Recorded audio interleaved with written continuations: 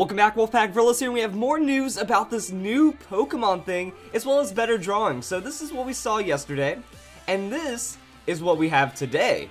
So definitely a huge change, but some similarities are still there. The Pokemon has like one eye, and it's this blob kind of form, and the colors have also been updated. Apparently this spot on its chest is also red, which kind of takes away from the theory that it's some kind of form of Zygarde, but now this is actually starting to look like some kind of stand-alone Pokemon idea, or something that is just new entirely, and that's great. The funny thing about this is that it seems like we still don't have any pictures. We still don't have anyone that was able to go up, boldly snap a picture, and then post it on the internet, because again, that's still a very big no-no in Japan. But it seems like if you have a good memory and you're an artist, the odds of getting a better picture of this thing is really where this lies. So Serebii reporting on this being even more widely accepted than this kind of idea down here. So now we're starting to get a really clear picture of what's going on here. Also, Joe Merrick, again, the guy that runs Serebii, he has commented,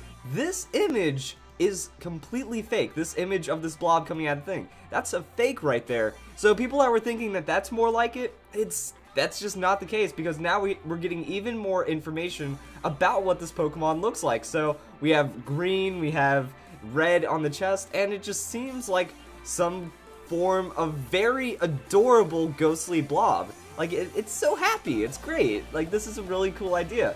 And then also we have an artist that has done an excellent job, I would say, in recreating it and also giving it that Sugimori style. So Fairy Tale Girl Alex, I really appreciate what you've done here. This is a really great artist drawing, and I think that this is probably one of the closest things that we're going to have for a while. So yeah, this kind of captures it all. We don't know exactly about the coloring, but the red on the chest, and this is just to give you guys an idea of what we're going to be looking at for this Pokemon. Now another cool thing is that Fairy Tale Girl Alex also commented that it seems like it's more ectoplasm based. It seems like it's a ghost Pokemon based, so at least I got that right. Now time to talk about my earlier speculation of this thing being a pre-evolution to Duskull. This makes it a little more difficult to believe. Like, it still has one eye, it still seems like a ghost type Pokemon.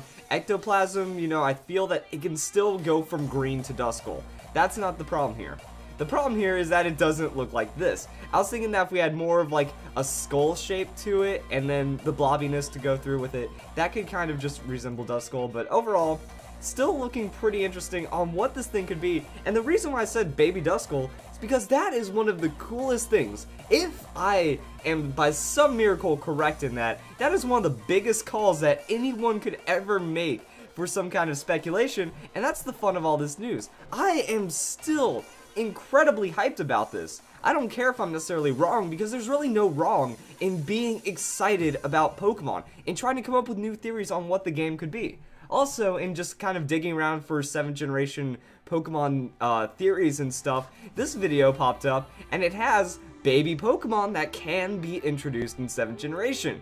Now, the video doesn't stretch as far as mine by saying, hey, let's do baby Pokemon for 4-stage evolutions, but the idea of baby Pokemon could be a very strong thing. Like I said in my other video, 4th generation did a lot of like baby Pokemon and new evolution ideas. 7th generation could do that, and it would be very strong for the series, I feel.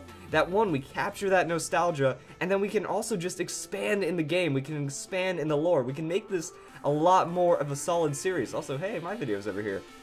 So, we can just kind of look at all these things and say, this is looking like it's going to be very solid and a very exciting thing. Now, some other things I also want to talk about is that the idea of a 4-stage evolution Pokemon, it isn't too far off either. That there are a lot of 3-stage Pokemon that don't even have competitive viability, or that their first stage seems like it's spawned halfway through an evolution chain, so it really just rounds it out. Also, from a Pokemon lore standpoint, even then, like, a 4-stage evolution is much more feasible than even Mega Evolutions or some of these other crazy things we're getting introduced. Because the idea of new Pokemon regions, new Pokemon generations, is the idea of discovery.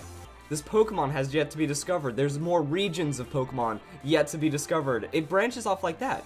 it's easier to think like, well, we never found the item to give this Pokemon while we bred it to find this baby Pokemon, or in another way that we never found out the precise ways of evolving this Pokemon. Like to get Magnezone, to get Probopass. These were very specific things that could have taken time to be discovered that wouldn't necessarily just be Pokemon popping into thin air.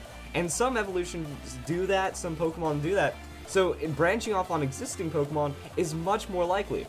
I think what made my idea far-fetched is the idea that now we're bringing all this together. We're bringing baby Pokemon, we're bringing 4-stage evolution Pokemon, we're taking this kind of leak thing and we're forming it into a massive ball of theory, but each of its parts can still be pretty viable, and still we don't know. So there's a lot more excitement coming out. We have more and more pictures, we have more and more things. There's going to be an official announcement for Pokemon soon. Get ready for the Korokoro leak for August, because we might get to see what this guy is. We might get to even see some of his buddies, and wouldn't that be cool? We get more teasers, we get more potentially new Pokemon, then that's August.